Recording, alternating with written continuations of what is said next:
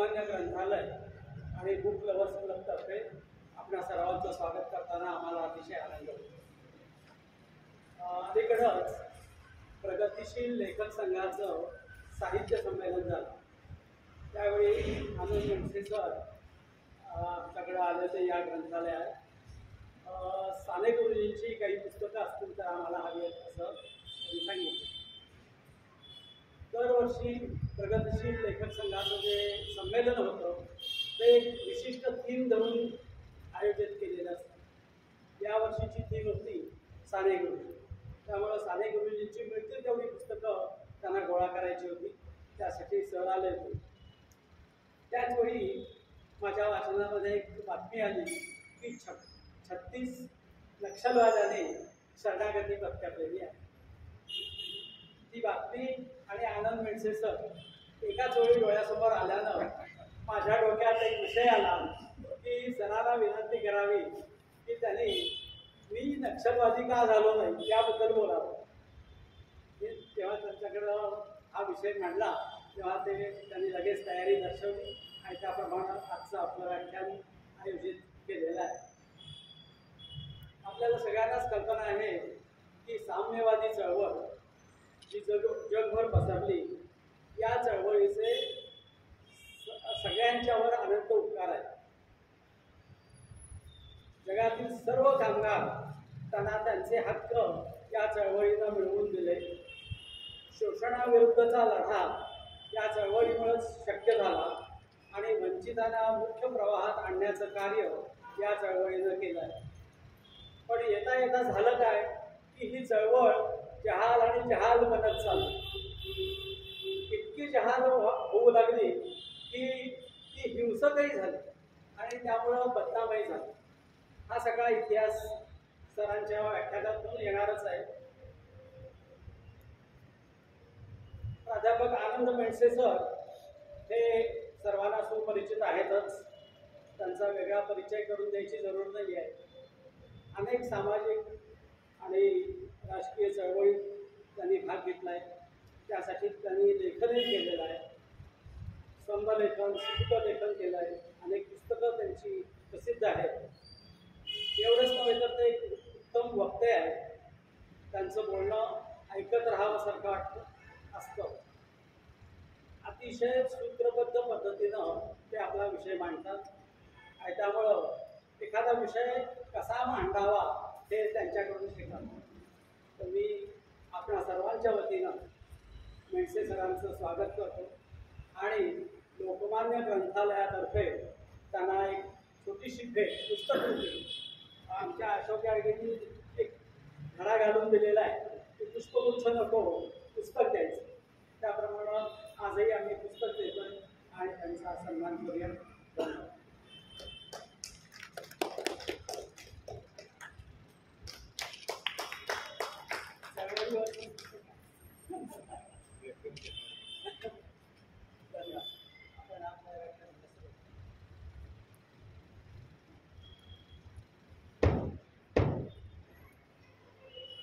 लोकमान्य ग्रंथालयाचे प्रमुख माझे पत्रकारितेमधील जुने मित्र जगदीश कुंटे, माझं भाषण ऐकायला 2 प्राचार्य बसलेले आहेत. एक ते बाजूचे प्रिन्सिपल माझी बहीणच आहे आणि होळकर सर आहेत.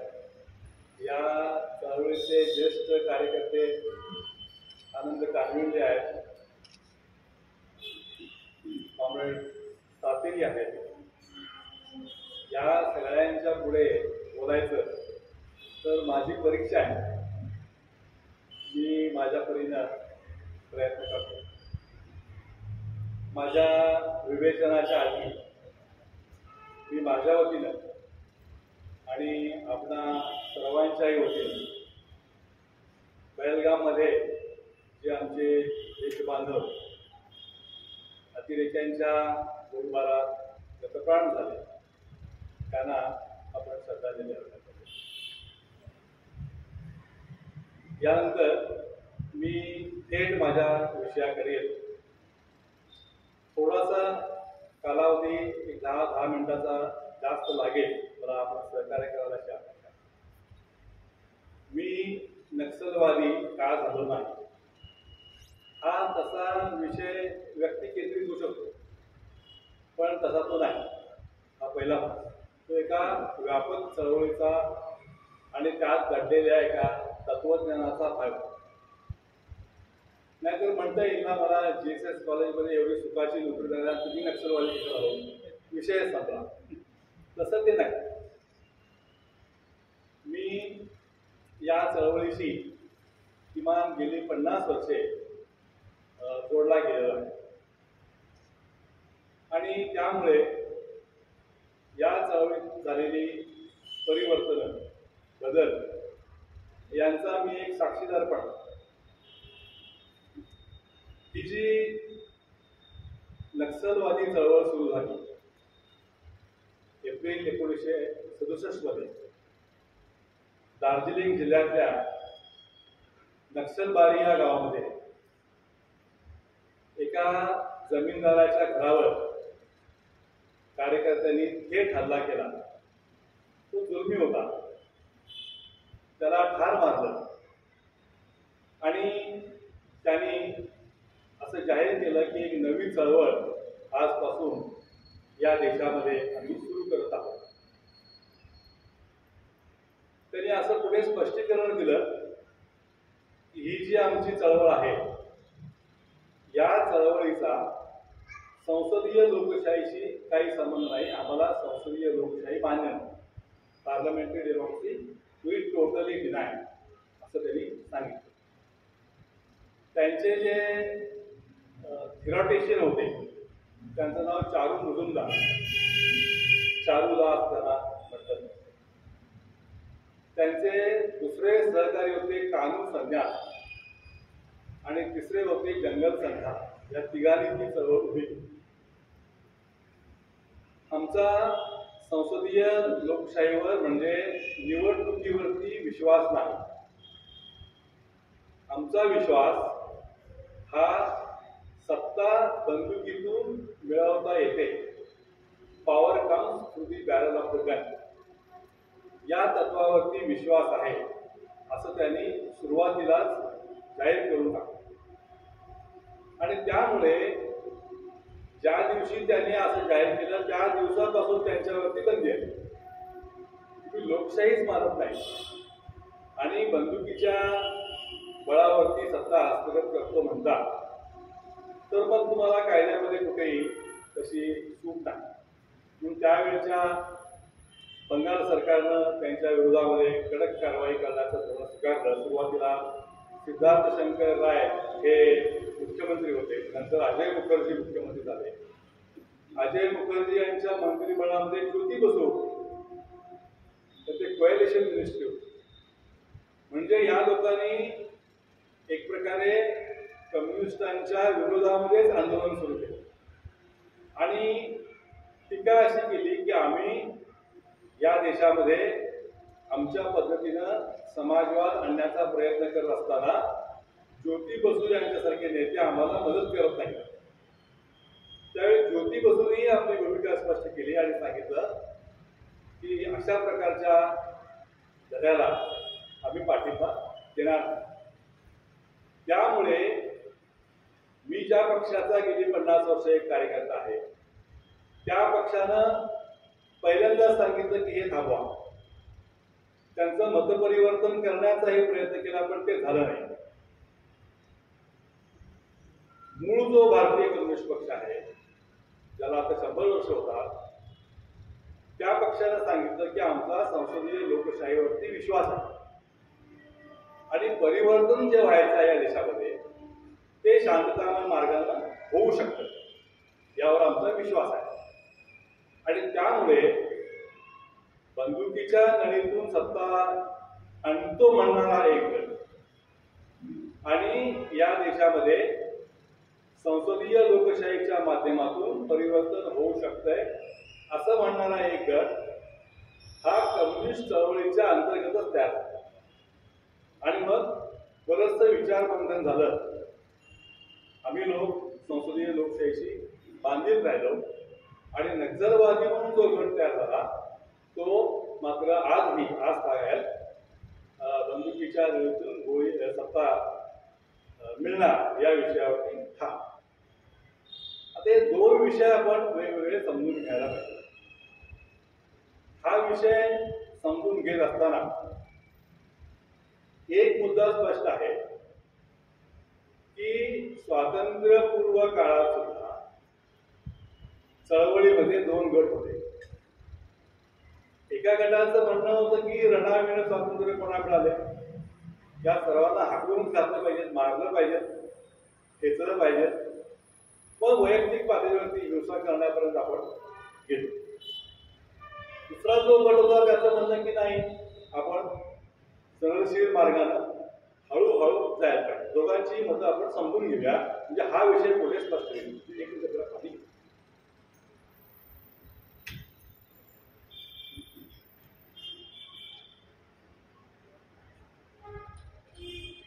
गेले महिनाभर मी आजारी आहे. आजारपणातून उठल्यानंतरचं हे पहिलंच भाषण आहे. जरा मला समजून घ्या. मुख्य मुद्दा असा आहे की 1858 साली जेव्हा राणीनं जाहीरनामा काढून सांगितलं की आता भारतावर माझं राज्य आहे, ईस्ट इंडिया कंपनी आम्ही बरखास्त केली, तेव्हा राणी सरकारचे जे तज्ञ लोक होते त्यांनी एक निर्णय घेतला. तो निर्णय असा होता की हा देश पहिल्यांदा आपण निशस्त्र करायचा. तर 1 वर्षापूर्वी एक सशस्त्र उठाव झालेला आहे. हा देश निशस्त्र करून टाकायचा म्हणून 1878 साली ब्रिटिशांनी एक कायदा आणला. त्याच्याकडे बऱ्याच क्रांतिकारकांचं डोकं झालं. कायद्याचं नाव काय? Indian arms act. तो 1969 ला त्यात बदल करणार, पण तो मूळ कायदा 1878. या कायद्यानुसार ब्रिटिशांनी फार चलाकी केली. त्यांनी सांगितलं ज्यांना हत्यार ठेवायचं आहे त्यांना आम्ही ठेवू देतो, फक्त त्यांनी परवाना घ्या. तुम्ही परवानगी घ्या. तुम्हाला हत्यार कशाला पाहिजे? तुम्हाला बंदूक का? त्या काळात ते हत्यारं फार आधुनिक नव्हती.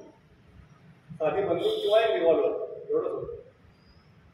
पण त्यांनी असं करून अगदी गाव पातळीवर जी हत्यारं होती लोकांच्याकडे ती सगळी जाते आणि एका टप्प्यावर पूर्ण देश त्यांनी निशस्त्र करून टाकला.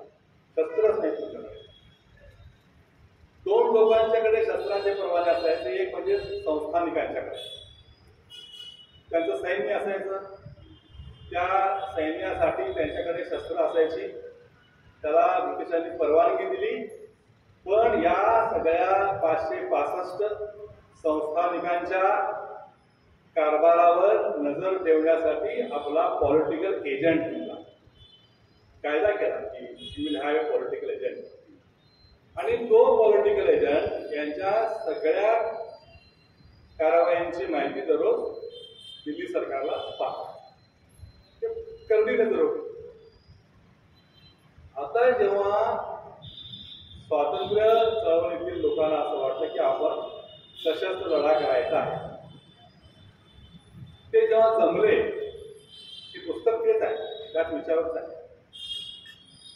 पंजाबमध्ये शीख एकत्र आले आणि त्यांनी सांगितलं किती वेळ हे असं मोर्चा काढणार, निवेदन देणार, आपण काहीतरी मोठं काम केलं पाहिजे. सोनसिंग भागना नावाचे त्यांचे नेते होते जे पुढे कम्युनिस्ट पक्षामध्ये आले. त्यांनी असा विचार केला की शस्त्र नाही तर काय करावं. तर त्यांच्यातील काही मंडळी कॅनडामध्ये होती. कॅनडामध्ये शिकारीचं प्रमाण खूप पूर्वीपासून आहे आणि तिथे आपण जावं, शस्त्र विकत घ्यावी, गोळा करावी, देणगी स्वरूपात घ्यावी आणि एका बोटीत घालून ती आपण भारतामध्ये आणतो. ती जपानी बोट आहे. त्या बोटीचं नाव आहे कामागाटा मारू. कामागाटा मारू हा एक मोठा अध्यायच आहे. त्या अध्यायावरच हे पुस्तक आहे.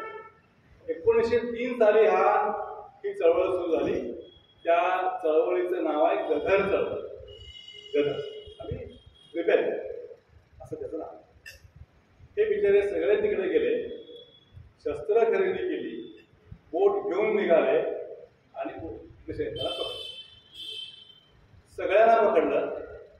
काही लोकांच्यावर खटले घालून त्यांना फाशी दिली आणि बऱ्याच लोकांना अंदमानात पाठवलं. अंदमानच्या मध्यवर्ती खांबावर त्यांची नाव आहे. म्हणजे सशस्त्र चळवळ करण्याचा हा पहिला प्रयत्न अशा प्रकारे असला. माझ्याकडे खूप मोठी यादी यायची, ती दोनच उदाहरण देतो. एक क्रांतिकारी महिला बंगालची, कल्पना दत्त तिचं नाव. तिनं आपल्या सहकारी कॉम्प्युटरच्या वतीनं एक निर्णय घेतला की आपण चितगाव बंदर जे आहे त्या चितगाव बंदरामध्ये आरमरी होती, शस्त्र साठा होता, तो लुटायचा.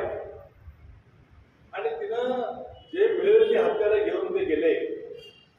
तिथे चक्क लढाई झाली, अनेक कार्यकर्ते मारले गेले. ती महिला सापडली, तिला शिक्षा झाली. तो एक प्रकार. म्हणजे मूळ प्रश्न जो या सगळ्यांच्या डोळ्यासमोर असायचा तो म्हणजे सशस्त्र क्रांती करण्याची ताकद आमच्यामध्ये आहे, पण आमच्याकडे शस्त्र नाही. ते जमा कसं करायचं? कारण पूर्ण देश निशस्त्र आहे. सेनापती बाबताना एक पिस्तूल पाठवायचं होतं. त्यांनी काय करावं, एक मोठा ग्रंथ घेतला, पिस्तूल ठेवलं आणि असं पेन्सिलनं आखून घेतलं. तेवढं पुस्तक ग्रंथ कापला, त्यात ते पिस्तूल ठेवलं आणि भारतामध्ये पाठवलं. मग सेनापती बापांना वाटलं की 36 कोटीचा देश, मी आटापिटा करून एक पुस्तक पाठवणार, म्हणून ते बॉम्ब तयार करण्याच्या शास्त्राकडे वळले. तेही जमेना. बापट इंजिनियर होते झाले आणि आले आणि त्यांनी मग हा मार्ग काय आपल्याला परवडणार नाही म्हणून गांधीवाद स्वीकारला. मी बेळगावात एक गंमत सांगतो. 1948 साली कम्युनिस्ट चळवळीतील एका गटानं असा निर्णय घेतला की हे जे काही स्वातंत्र्य मिळालेलं आहे ते काय बरोबर दिसेना. देशातले सगळे मोठे जमीनदारच या पक्षामध्ये गेलेले आहेत आणि ते काय आपलं भलं करतील अशी शक्यता वाटत नाही. म्हणून रणदिवे नावाचे एक थेरोटिशियन होते, त्यांनी पुन्हा आदेश दिला कि ये आजादी झूठी है, देश की जनता भूखी है, बोलो मत. मग काय करायचं? पुन्हा सशस्त्र क्रांती करायची. त्यावेळेला माझे वडील आणि ते बसलेले एक पत्रकार आहेत अनिल आसगावकर, त्यांचे वडील, या दोघांनी मिळून कम्युनिस्ट पक्ष स्थापन केला. त्या पक्षाचे 50 कार्यकर्ते माळ मारुती म्हणून ते देवस्थान आहे, त्या देवस्थानमध्ये थांबले. आता आदेश दिलेला आहे, काय करायचं? तर मग आता शस्त्र गोळा केली पाहिजे ना. तर बंदूक हातात घेतलेले 50 मध्ये 2 जण होते. माझे वडील होते, ते NCC मध्ये होते आणि नाना पाटलांच्या चळवळीमध्ये होते, त्यामुळे बंदूक त्यांनी बघितली होती, हाताळली होती. अनिलचे वडील 50 मधल्या 48 लोकांनी चित्रामध्येही बंदूक बघितली नव्हती, चित्र पण बघितलेलं नाही. आता ही क्रांती कशी करणार होतो? पण पक्षाचा आदेश आहे, तो पाळला पाहिजे म्हणून अनेक मोर्चा काढला, काही गडबड करण्याचा प्रयत्न केला. त्या क्षणी सरकारनं या पक्षावरती बंदी घातली. सगळा पक्ष भूमिगत केला आणि मग अनिलच्या वडिलांना नेता म्हणून पकडला आणि 4.5 वर्ष शिक्षा केलं. काय क्रांती? हातात काय मिळालं? काहीच मिळालं नाही. 25 सालापासून 48 सालापर्यंत ज्यांनी पक्ष बांधण्यासाठी आयुष्य वेचलं ते सगळे तुरुंगात गेले आणि पक्षाची फार मोठी पिछेहाट झाली. या पार्श्वभूमीवरती आम्ही मंडळी या नक्षलवादी लोकांना सांगत होतो की हा आमचा पूर्वानुभव आहे. देश निशस्त्र आहे. अशा निशस्त्र देशामध्ये रणनीती तयार करताना वेगळा विचार तुम्ही केला पाहिजे. खात्री करण्यासाठी सगळा देश तयार होईल, तेव्हा आपण तो निर्णय घेऊ शकतो. पण दूर तरी तुम्ही नक्षलवादी मित्रांनो हा विषय बाजूला ठेवा असं ते होतं. याची दुसरी बाजू तपासून होती. 48 साली हे सगळे तुरुंगात गेले. 4 वर्षांनी जेव्हा बाहेर पडले तेव्हा 6 महिन्यात निवडणुका लागल्या. आता ज्यांचा पक्षच 4 वर्ष नाही त्यांना कोण काय कसा प्रचार करणार. पण तरी देखील आपण केलेलं जे काही काम होतं ते काम घेऊन कार्यकर्ते लोकांच्या पर्यंत गेले. 3 आघाड्या होत्या. काँग्रेस हा सगळ्यात मोठा ताकदवान पक्ष होता. नेहरूंसारखा नेता त्यांच्याकडे होता. दुसरा होता तो समाजवादी गट होता. राम मनोहर लोहिया होते, जयप्रकाश नारायण होते, SM जोशी होते, नागद घोडे होते, आचार्य नरेंद्र देव होते. यांनीही 42चा भूमिगत लढा फार चांगला चालवला, ताकदीनं चालवला. ब्रिटिशांना झेरीस आणलं. त्यांना असं वाटलं की आता सरकार आपलं येणार. गमतीनं असं म्हणायचे त्या लोक की त्यांनी शॅडो कॅबिनेट पण तयार केलं. राम मनोहर लोहिया आता आमचे नेते आहेत, ते पंतप्रधान व्हायला हरकत नाही, तुम्ही काय होता तुम्ही काय होता अशी इथपर्यंत त्यांची ताकद वाढली. पण जेव्हा निकाल हाती आले त्यावेळी समाजवादी पक्षाचा दारुण पराभव झाला. आता 1-2 जागा त्यांना मिळाल्या. काँग्रेस पहिला क्रमांकाचा पक्ष होता आणि दुसऱ्या क्रमांकाची मतं कम्युनिस्टांना पडली. जर 48 साली तो अतिरेकी निर्णय घेतला गेला नसता तर त्यांना जेवढी मतं पडली त्याच्यापेक्षा जास्त मतं निश्चितपणे पडली असतात. या पार्श्वभूमीवरती हा विचार करता या देशाला सशस्त्र क्रांती इतक्यात उपयोगाची नाही, लोकशाही च्या माध्यमातून आपल्याला चांगला जनाधार मिळू शकतो हे त्यावेळेस सिद्ध. 52 सालापासून 57 सालापर्यंतचा जो कालखंड आहे तो फारच धामधुमीचा आहे. एक तर 53-54 सालापासून एक चळवळ सुरू झाली ती म्हणजे गोवामुक्तीची. आणि आमच्यासाठी ती अभिमानाची गोष्ट, कारण बेळगाव हे त्याचं केंद्र होतं. विशेषतः खळकवाडी असतो, आरकुळी कॉलेज या सगळ्यामध्ये आपण त्या स्वातंत्र्य सैनिकांची राहायची व्यवस्था केली. या गोवामुक्ती संग्रामामध्ये सर्वात जास्त हुतात्मे कम्युनिस्टांचे झाले. जे पत्रादेवी चौकीवर जायचा आणि सत्याग्रह करायचा, निशस्त्र सत्याग्रहांच्यावरती पोलीस गोळीबार करून त्यांना ठार मारायचे, ही यादी बघितली तर बहुसंख्येने कम्युनिस्ट आहे. म्हणजे कम्युनिस्टांनी हा लढा फार मोठ्या निकरानं लढला.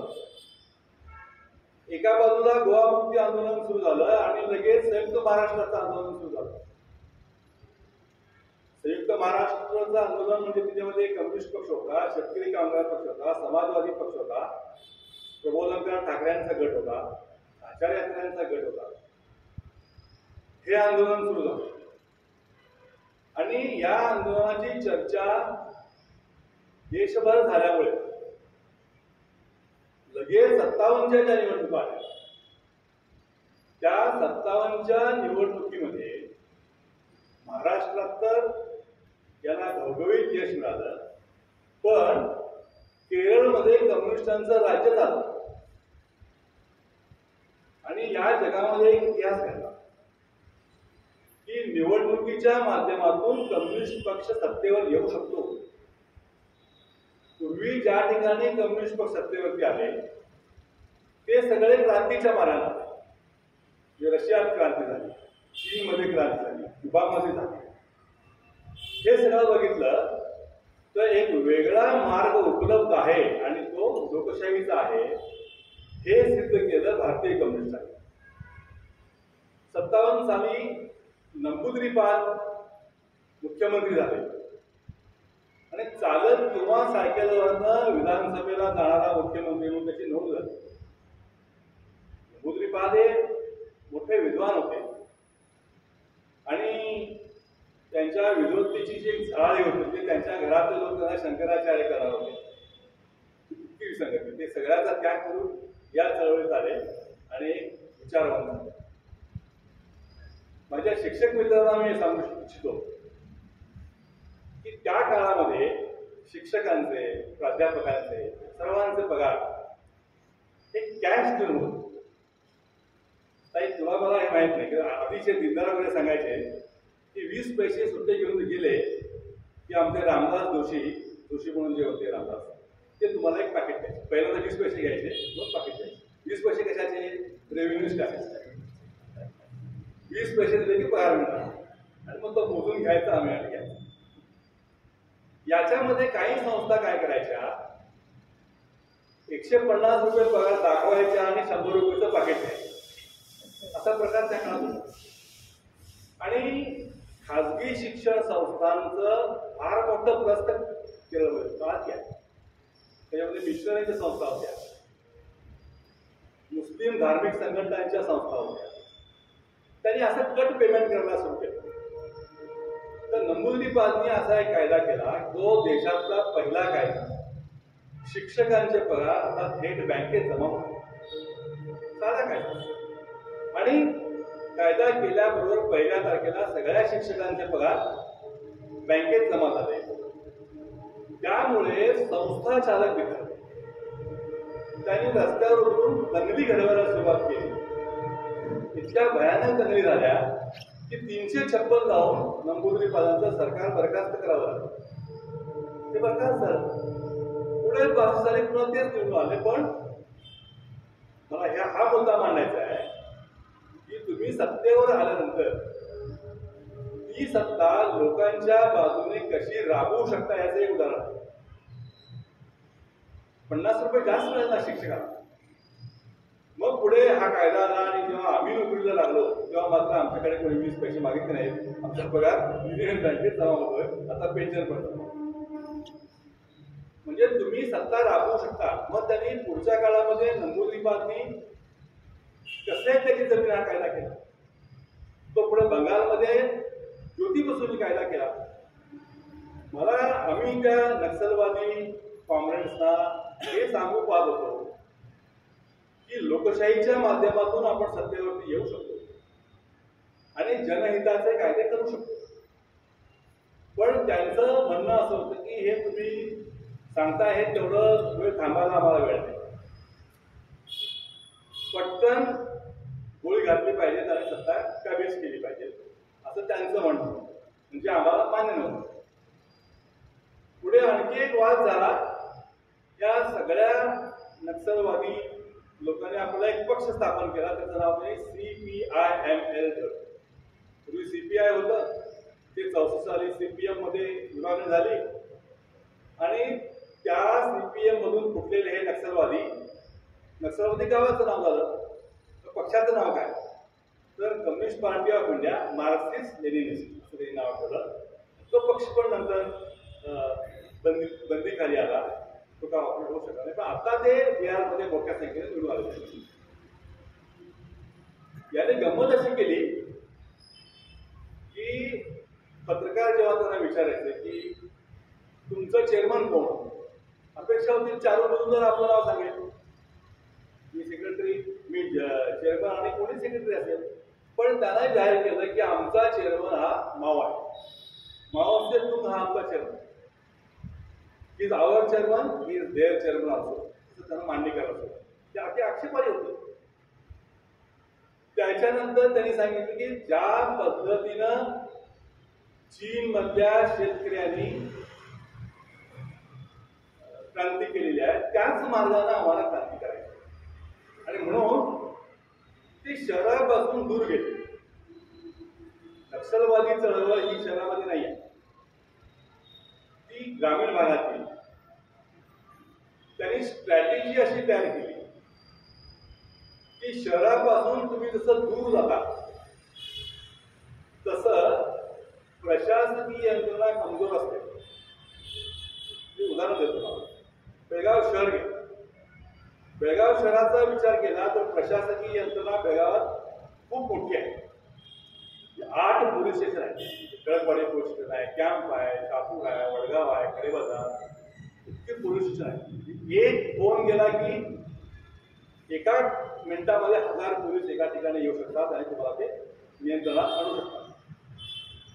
जसं तुम्ही शहरापासून दूर जाल तसं प्रशासकीय यंत्रणा कमी होत आहे.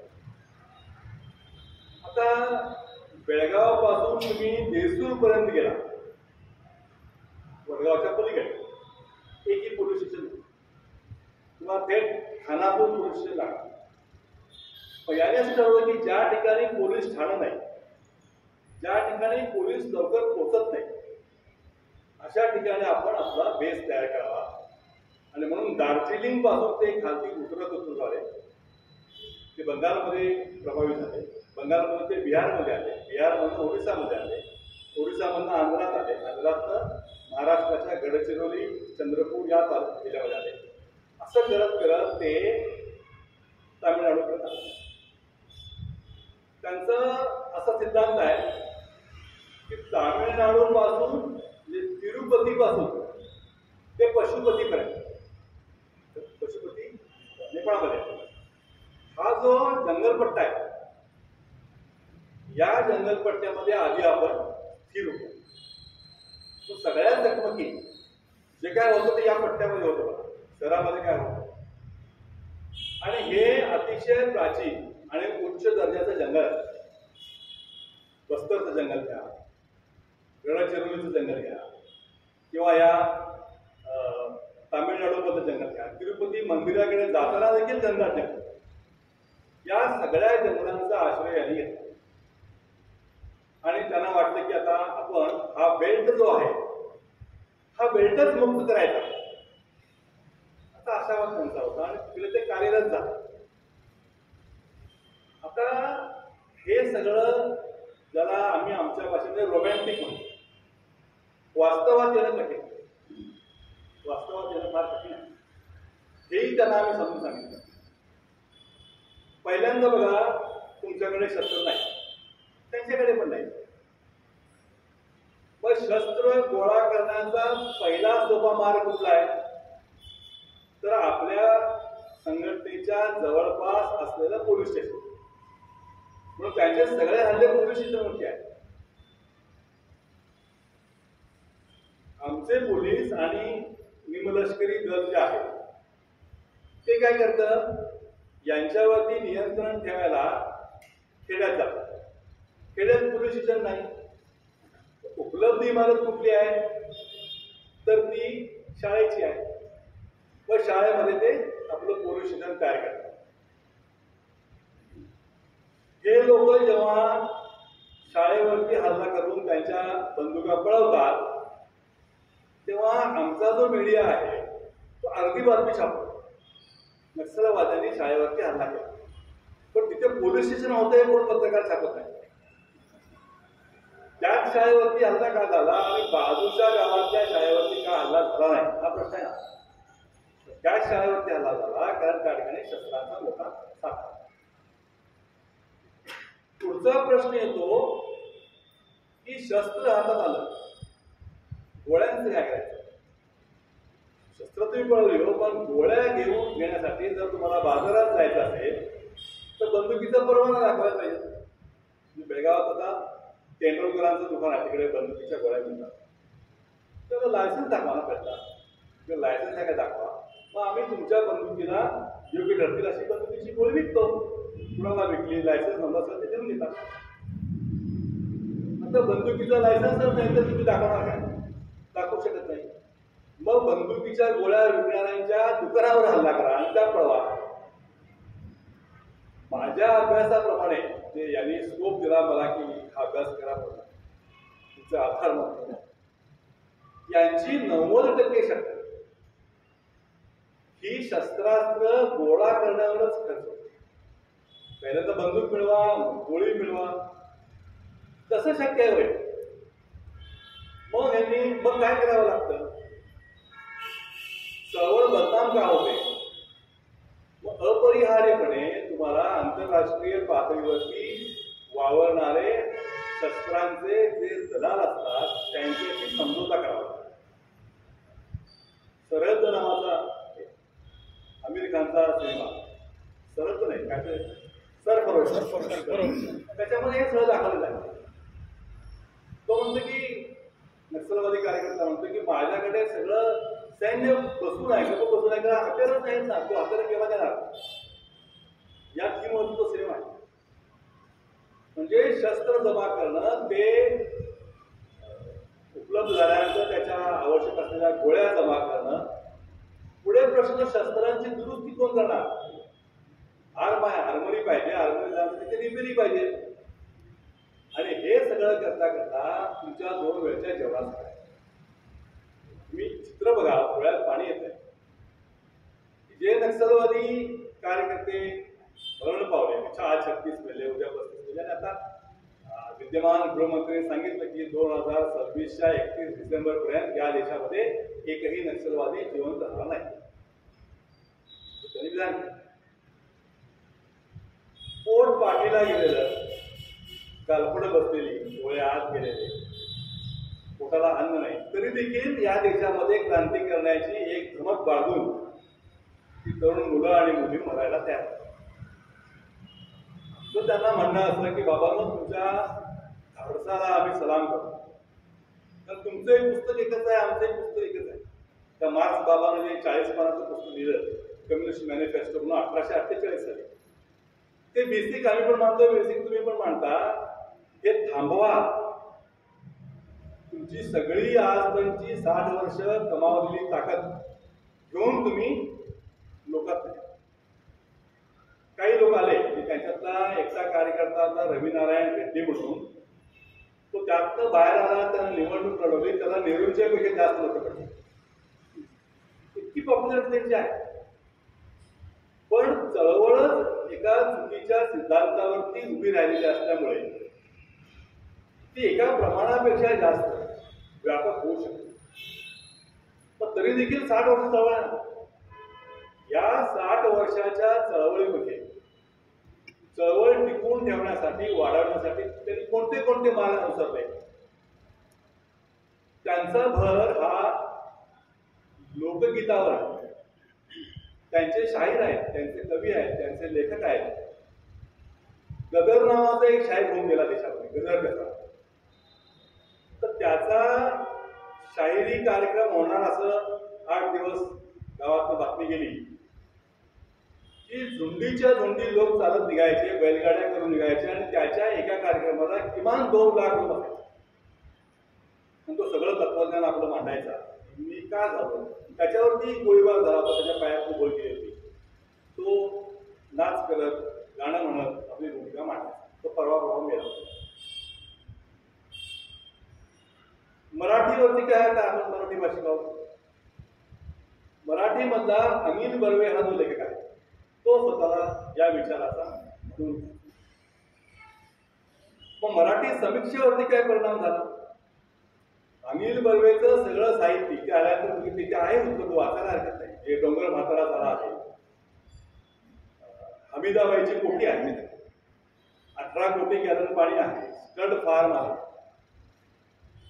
तर समीक्षकांचं असं म्हणणं आहे की डोंगर म्हातारा झाला आणि हमीदाबाईची कोठी ही जी 2 कृती आहेत, त्या नक्षलवादी विचाराची व्यवस्थितपणे सैद्धांतिक मांडणी करतात. नक्षलवादी लेखकाच्या पुस्तकाचा अंत कसा होतो, तर शेवटी तो माणूस बंदूक करतो. जे डोंगर म्हातारा झाला आहे हे पुस्तक आहे. Thank you mister. 40 पानाचं पुस्तक आहे, 60 पानाचं पुस्तक आहे. मेजर कामा नावाचा एक सोल्जर आहे, रिटायर झालेला आहे, आणि त्याला मुंबईतली गर्दी नको म्हणून तो पाचगणीला येतो आणि तिथे होत असलेला अन्याय बघतो. आता दुसरा लेखक असता तर त्याने काय केलं असतं, लेखक कार्यकर्ता झाला, त्यानं आंदोलन केलं, पोलीस स्टेशनला जाऊन पोलिसांना बोलवलं आणि दंगाकरणांना अटक केली असं दाखवलं असतं.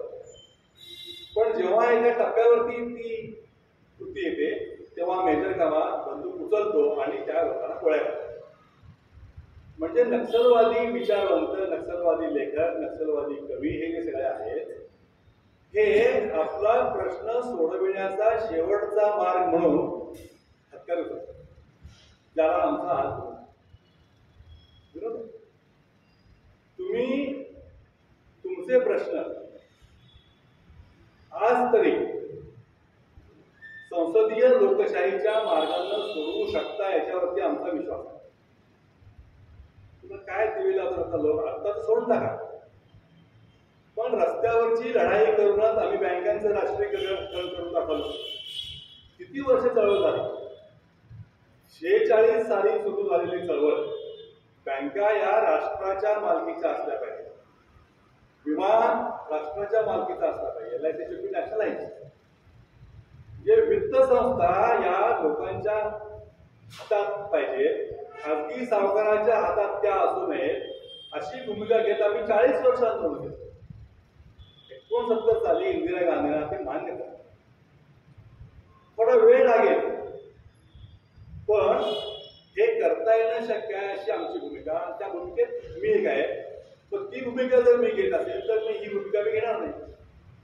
मी नक्षलवादी का नाही, तर मी या संसदीय मार्गाने जाणारा.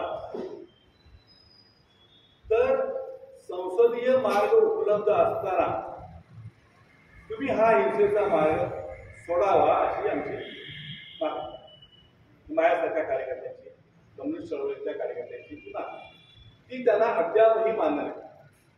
आता रोज लोक मरतायत, रोज राष्ट्रीय पातळीवरच्या वर्तमानपत्रातून बातम्या आहेत, रोज लोक मरतायत, पण तरी देखील ही मंडळी पायावरून उभी आहेत आणि दररोज 30-40 लोकांचा त्याच्यामध्ये अंत होतोय. की आता काहीतरी समजोता करून हे संपवायचं कसं, तर कोणीतरी मध्यस्थी केली पाहिजे त्यांच्या बाजूने आणि सरकारच्या बाजूने, आणि त्यांना सांगितलं पाहिजे की हे तुम्ही या देशामध्ये शक्य नाही हे समजून घ्या. एक संदर्भ राहिला 1949 साली कम्युनिस्ट पक्षानं हा प्रयोग करून बघितला. तेलंगणमध्ये शेतकऱ्यांनी सशस्त्र उठाव केला, तेलंगण ताब्यात घेतला,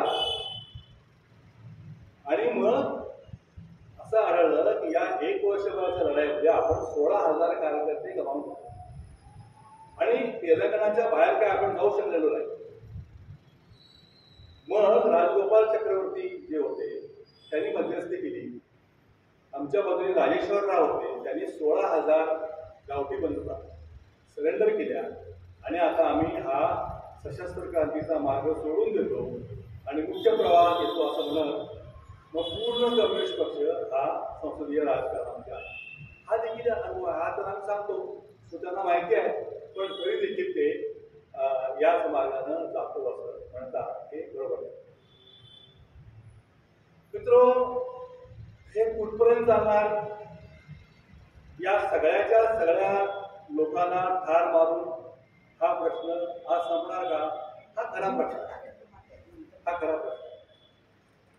समजा विद्यमान सरकारनं आपली सगळी ताकद वापरली तर ते मारू शकतात. तर आज पहलगामच्या निमित्तानं स्टेट पॉवर काय आहे हे दाखवण्यात येतं. किती 14 लाख तुमचं पायदळ आहे. हे जे पायदळ आहे शस्त्रसज्ज आहे, त्यांच्याकडे अत्याधुनिक बंदूक आहे, 14 लाख लोक आहेत. तुमच्याकडे नौदल आहे, ते तर एकदम सक्षम आहे.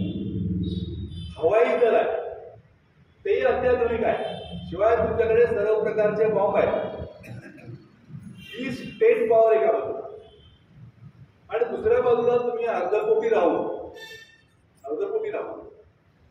जमवलेल्या बंदुका हातात घेऊन काही कालबाह्य झालेल्या लढू शकता काय?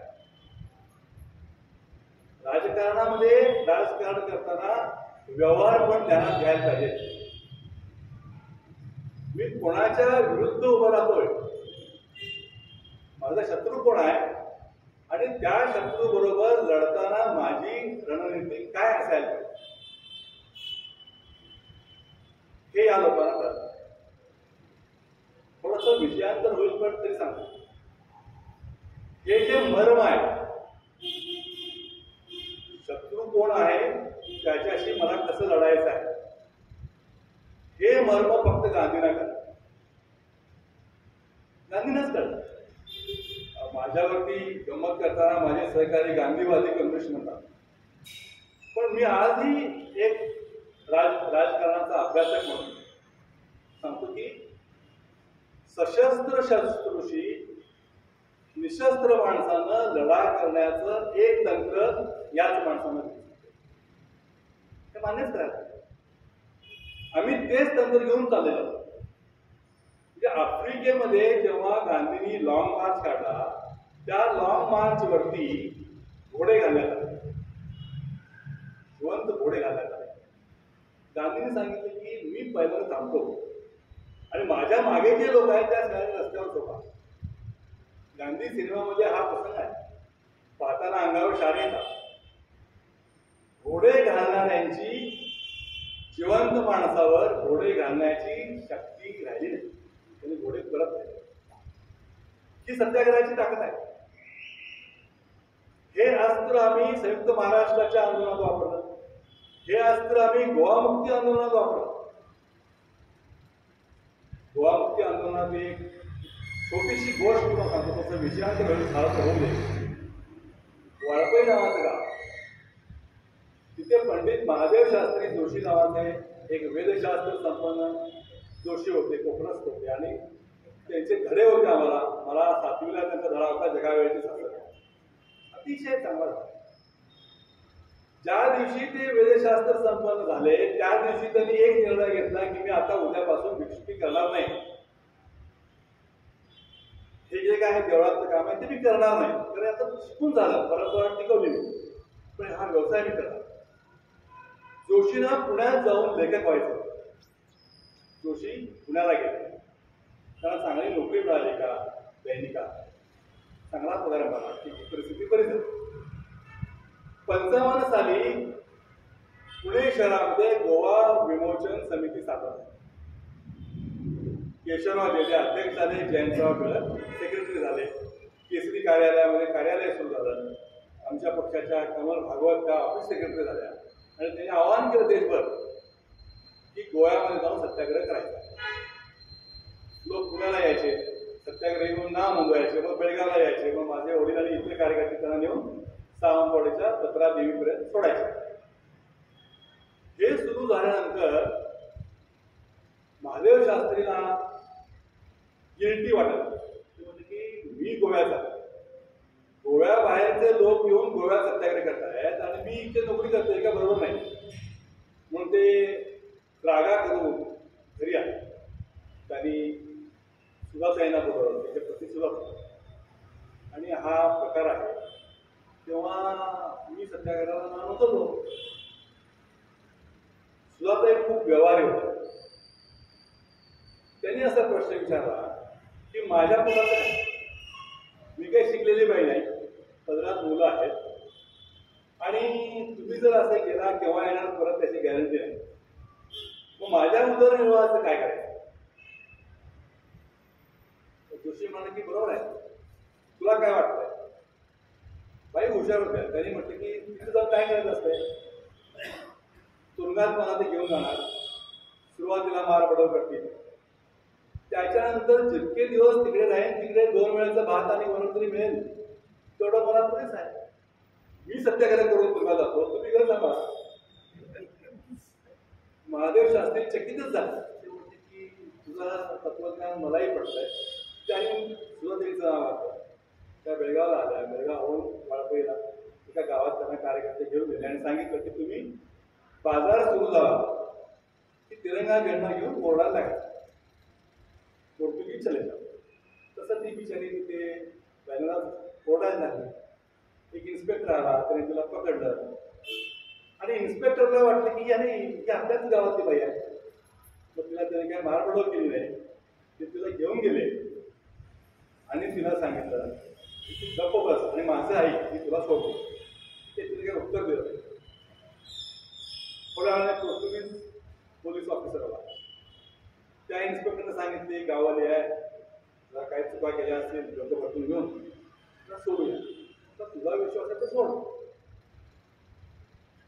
पण पण त्यानं रजिस्टर बघितलं की हिचं नाव नोंदवलं आहे सुधा महादेव जोशी म्हणून. तो म्हणता रे FIR झाले की आजच्या भाषेत FIR तुला सोडायचं होतं ना, मग FIR काय केला? तो म्हणता हार्दिक करून टाकतो. मग सोडायचं कसं?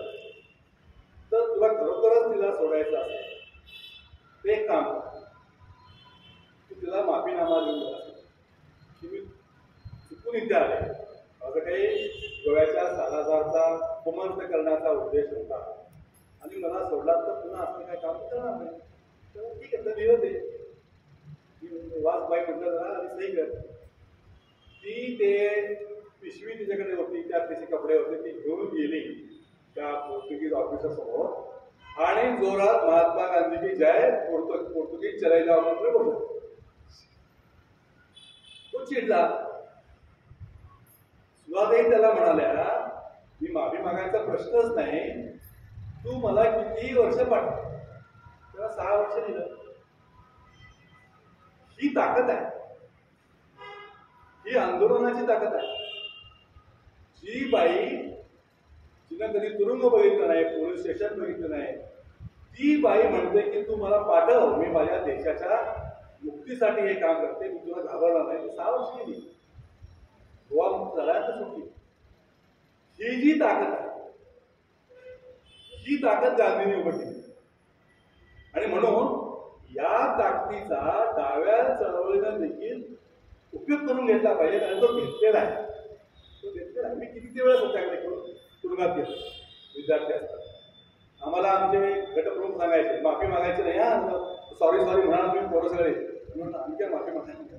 ते आम्हाला काय करायचे, मी उठेपर्यंत तू बस. जे उठेपर्यंत सिनियर वकील आहेत, एक पद्धत आहे की ज्यांना सोडायचं असतं त्यांना ते म्हणतात की जज उठेपर्यंत तुला शिक्षा. मग जज कुठले की आपण कुठलायचं, पण माफी मागायची नाही. हे जे धैर्य निशस्त्र माणसाच्या मनामध्ये निर्माण करावं लागतं की जो प्रत्येक माणूस मग बॉम्ब होतो, प्रत्येक माणूस मग बॉम्ब होतो. 2 उदाहरणं घ्यावं. मोदी साहेबांनी 4 शेतीविषयक कायदे केले, 4 कायदे केले. ते 4ही कायदे शेतकऱ्यांच्या विरोधी होते. शेतकऱ्यांनी निवेदन दिलं ते त्यांनी घेतलं नाही. पण शेवटचा उपाय काय? शेवटचा उपाय आम्ही रस्त्यावर बसून राहतो, आम्ही कुणालाही दुखवत नाही, हिंसक कारवाई करत नाही असं म्हणत 2 लाख शेतकरी 710 दिवस बसतो. हा भारताच्या राजकीय चळवळीचा एक उच्चांक आहे. 2 लाख लोक, त्यांनी 2 पावसाळे बघितले, 2 हिवाळे बघितले, 2 वर्षापेक्षा जास्त बसून राहिले, काही केलं नाही, रस्ता बंद करून टाकला. ते आज येऊ नये म्हणून काय केलं, खेळे ठोकले, बंकर उभं केले, विटांच्या भिंती उभं केल्या. हे लोक दिल्लीत शिरले तर काय होणार म्हणून 711व्या दिवशी मोदी साहेबांना जाहीर करावं लागलं पार्लमेंटमध्ये की हे कायदे मी स्थगित. ही ताकद आहे ना. कुणाच आता आजारी पडून लोक मेलेली आहेत, म्हणजे उन्हात बसले, पाऊस पडला तरी हटले नाही, त्यामुळे न्यूमोनिया झाला, डिसेंट्री लागली, लोक मेलेली आहेत. त्यांची संख्या 1000-1200 आहे. पण निशस्त्रपणे आपण रस्त्यावर बसू शकतो आणि सरकारला नमवू शकतो. हे अलीकडच्या काळातले मोठं होतं. त्याच्यापुढे CANCR आलं. त्यावेळेला दिल्लीमध्ये शाहीनबाग या भागात लाख महिला बसल्या. काय मारणार तर मारा, गोळ्या घाला, रणगाडी घाला, पण आम्ही ते बसतो. आम्ही कुणालाही उपद्रव पोचवत नाही. अमित शहा साहेबांना तो CANCRचा कायदा स्थगित करावा लागला. 2 वेळा तरी काय म्हणतात, आम्ही कायदे स्थगित करतो आहोत, पण जेव्हा 400 पार होऊन येऊ तेव्हा ते लागू. पुन्हा तुमच्याकडे तसं बसण्याशिवाय काय पर्याय. हे जे लढे आहेत, हे लढे संसदीय लोकशाहीला धरून आहेत. हे लढे हिंसक नाही आहेत. या लढ्यामध्ये सामान्य गृहिणी देखील भाग घेऊ शकतो. त्यासाठी कसलंही प्रशिक्षण तुम्हाला नको आहे. तेव्हा हा जो शांततेचा मार्ग आहे, सनदशीर मार्ग आहे. या मार्गाने आपण आंदोलन करू शकतो. आणि या देशाचं एक वैशिष्ट्य आहे, या देशात जेव्हा जेव्हा आंदोलन झालं तेव्हा म्हणजे एक आंदोलनाचा मी मुद्दाम उल्लेख करतो. इंदिरा गांधींच्या विरोधामध्ये जयप्रकाश नारायण यांनी जे आंदोलन उभं केलं ते एक जन आंदोलनच होतं. संयुक्त महाराष्ट्राचं आंदोलन असेल, गोवा मुक्ती असेल, जेपीचं आंदोलन असेल, या सगळ्या आंदोलनाचं वैशिष्ट्य असं की याच्यामध्ये नेतृत्व करण्यासाठी महिला पुढे आल्या. आणि जेव्हा महिला पुढे येते तेव्हा असं ओळखायचं की ज्यासाठी आंदोलन सुरू आहे तो विषय चुलीपर्यंत पोहोचलेला आहे. जेव्हा विषय चुलीपर्यंत पोहोचतो तेव्हा सगळी जनता त्या मुद्द्याखाली एकत्र येते, अन्यथा ती एकत्र येत नाही. आणि जेव्हा महिला त्या चळवळीतून बाहेर पडतात ते आंदोलन अपूर्ण होतं. हा गांधीचा सिद्धांत, तो आपण कम्युनिस्टांनी तो अडॉप्ट केला आणि त्यानुसार सगळी आंदोलनं पुढची केली. एक महत्वाची किस्सा आहे, सांगायला हरकत नाही, तुम्ही इतक्या शांतपणे मला प्रतिसाद देताय. 43 सालची गोष्ट आहे. 42चं आंदोलन सुरू झालं. गिरगावात सत्याग्रह सुरू आहे. सत्याग्रह कसा असतो, पोलीस बॅरिकेड करतात, या बाजूला सत्याग्रही थांबलेले असतात आणि सत्याग्रहाचे तुकडे दोघांची चौघांची अशी असतात. कधी एकटे पण सत्याग्रह करतात. म्हणजे माझ्या आयुष्यात एकट्यानं केलेला सत्याग्रह म्हणजे आत्मदाता. मी पहिल्याच रांगेत बसलो.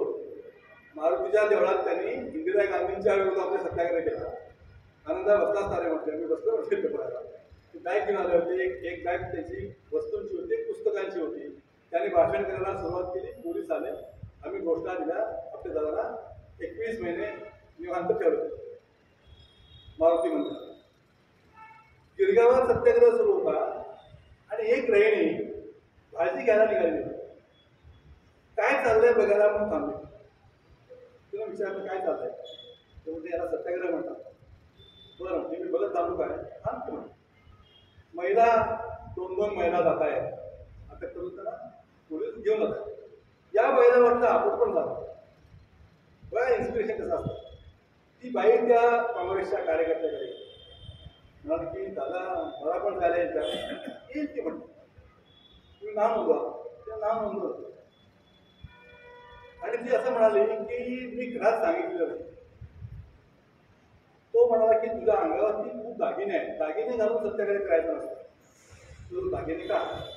दागिने काढले, त्या भाजीला जी पिशवी लागत होती त्या पिशवीत घातले, गाठ मारली, पत्ता लिहून दिला, हे माझ्या घराकडे येईल. तो म्हणाला मी नाही दिलं तर मी दिलं नाही. ती म्हणजे असं शक्यच होणार नाही, तुझ्या डोक्यावर गांधी टोपी आहे. तुझ्या डोक्यावरची गांधी टोपी बघून तर इतके लोक तुरुंगात जात आहेत, मी जायला तयार झालो, तेव्हा तू हे बुडवशील याच्यावरती माझा विश्वास नाही. पु. देशपांडेंनी ती बाई गेली, 6 महिने राहून आली. हे असं वातावरण तयार करणं गरजेचं असतं. जेव्हा असं वातावरण तयार होतं, असं वातावरण 65च्या काळामध्ये बेळगाव कधीच्या सीमा प्रश्नाच्या बाबतीत लोक कसे सत्याग्रह करायचे, कसा मार खायचे हे बघितलं आम्ही. तर नक्षलवाद्यांना आमचं आव्हान की सगळा देश जेव्हा अशा पद्धतीनं तयार होईल तेव्हा आपण क्रांती करू शकतो. मी पुन्हा गांधींची साक्ष टाकतो. गांधी 15 साली भारतामध्ये आले. गोखल्यांच्या सल्ल्यानुसार सगळा देश बघितला आणि आंदोलन त्यांनी 42 सालापर्यंत वेगवेगळे आंदोलन करत राहिले. 42 साली 9 ऑगस्टला जेव्हा त्यांनी क्विट इंडियाची घोषणा केली तेव्हा त्यांनी जाणीवपूर्वक हिंसा किंवा अहिंसा हा शब्द वापरलेला नाही, चर्चाच केलेली नाही. त्यांनी सांगितलं ये कदम हमने उठाया है, आजादी लेकर ही पीछे नहीं, करा किंवा मरा. पण त्यावेळी लोकांनी हिंसा बघितली. नाना पाटलांनी शस्त्र गोळा करून प्रति सरकार स्थापन केलं. सांगली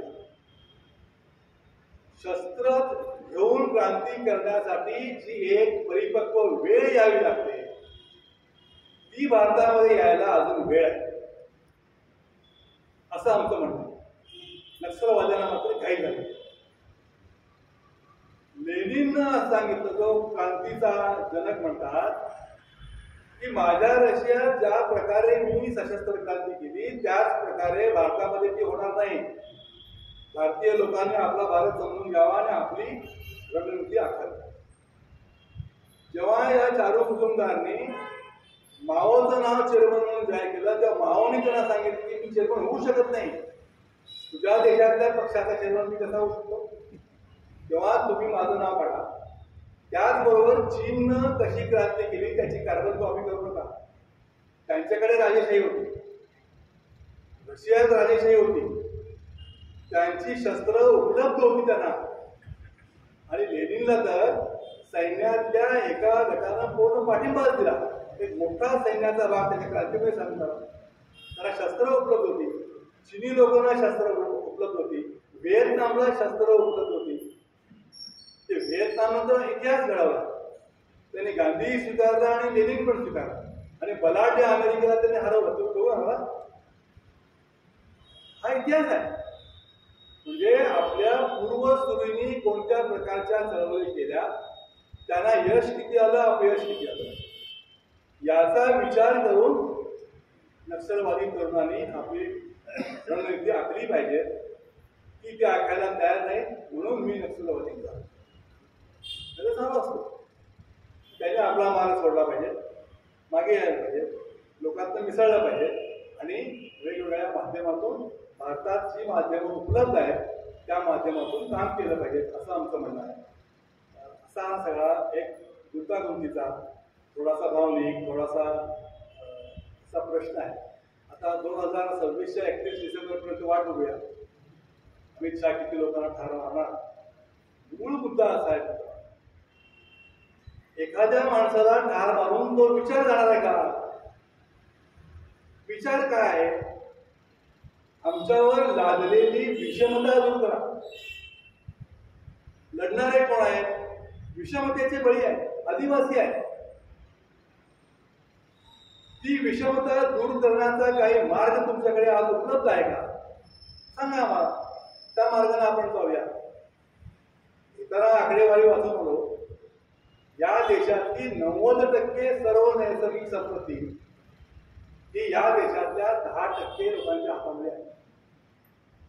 90% समाज जो आहे तो 10% मारामारी करतो. मराठा म्हणतो मला आरक्षण पाहिजे, तर माझ्या वाटेला काही नाही.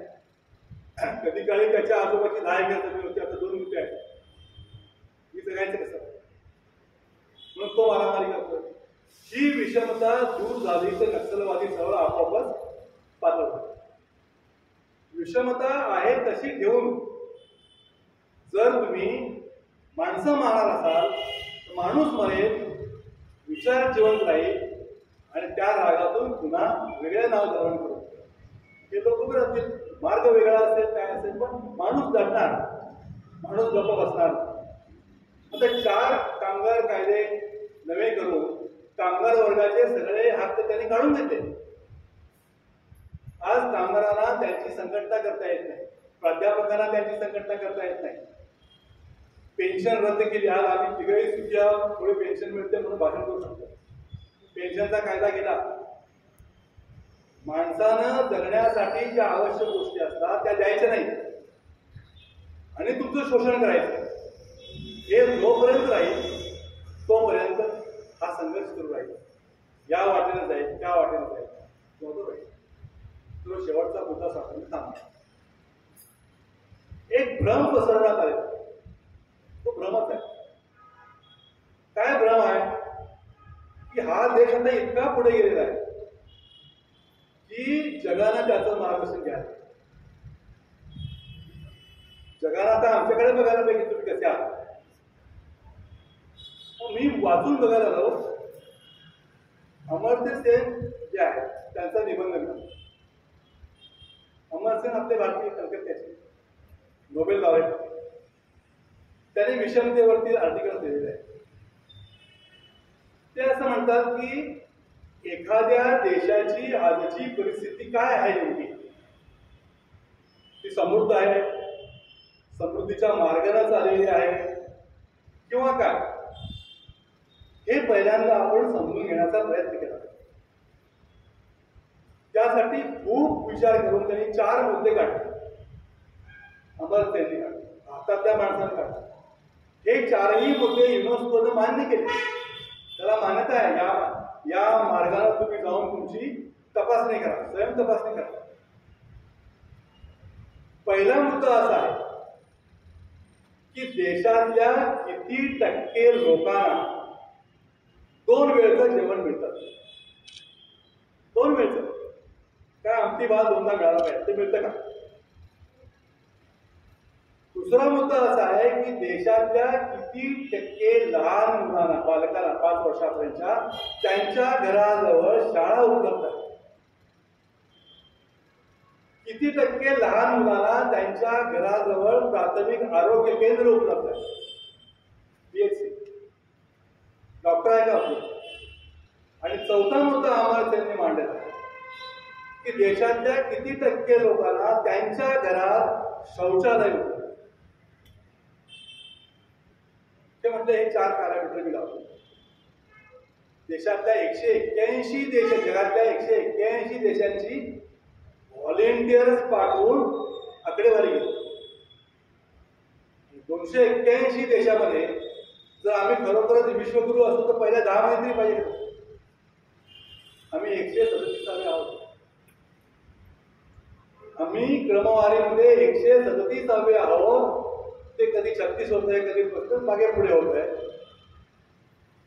हा मुद्दा मोदी साहेबांनी गांभीर्याने घेतला आणि 2015 सालच्या प्रजासत्ताक दिनाच्या सभेमध्ये त्यांनी हे मांडलेलं आहे की आमच्या देशातल्या लोकांना शौचालय देणं ही माझी जबाबदारी आहे. पण द्यायचं कसं? साधनं कुठली उपलब्ध आहेत? तेव्हा लोकांना भ्रम पसरवायचा की आम्ही अतिशय प्रगतीनं वेगळा जातो, तरी नक्षलवादी आमच्या किंवा मेंढसेसारखे लोक आमच्या आड येतात, त्रास देतात असं म्हणायचं. तर मित्रांनो, देशातल्या समस्या जशा सुटू लागतील, आता आम्हाला काय फार हौस आहे हे सगळं करत करायची. आम्ही सुद्धा घरात राहू शकतो, सिनेमा बघू शकतो, नाटक बघू शकतो, ट्रिपला जाऊ शकतो. पण या सगळ्यांचा त्याग करून आम्ही झोपडपट्टीला जातो, जावं लागतं. तुम्ही समस्या सोडवा, आम्ही सुद्धा सोडू. समस्या न सोडवता जर तुम्ही माणसं मारणार असाल तर प्रश्न कॉम्प्लिकेटेड होईल. एवढंच अधोरेखित करतो आणि माझं भाषण कमालीच्या शांतपणे ऐकलं. म्हणजे वर्गात पण एवढी शांतता नसायची. तुमच्या सहनशीलतेला सलाम करतो. माझे मित्र तुमचे ते मनापासून आभार करतो.